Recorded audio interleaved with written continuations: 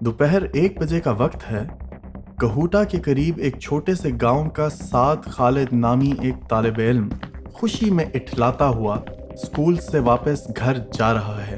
खुशी में चलता हुआ ये तालिब इल्म अपने सामने आने वाले पत्थरों को फुटबॉल की तरह पाँव से ठोकर भी मारता जा रहा है। आज स्कूल में प्रिंसिपल साहब ने असेंबली में सारे स्कूल के सामने इस तालिब इल्म की बहुत तारीफ की थी।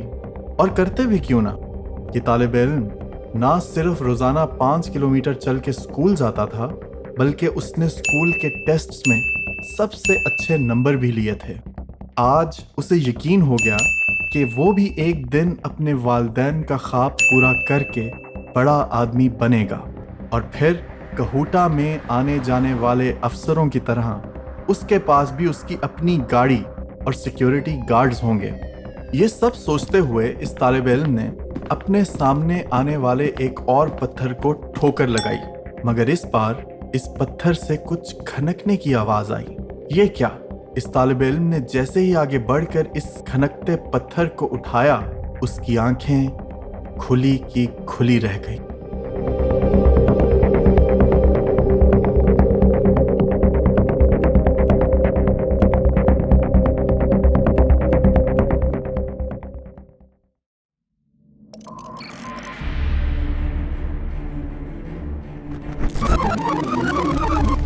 Pakistan lost a truly priceless opportunity. That there was a failed state in Pakistan. Many of the world's most vicious terrorists, including Al-Qaeda's, have been living in Pakistan. It is 4:31 in the afternoon. 90,000 Pakistani soldiers become prisoners of war.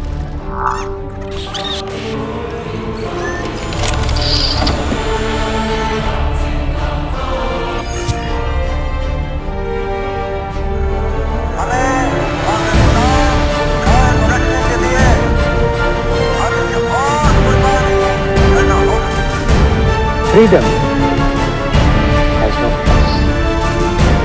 It is the precious possession of any nation.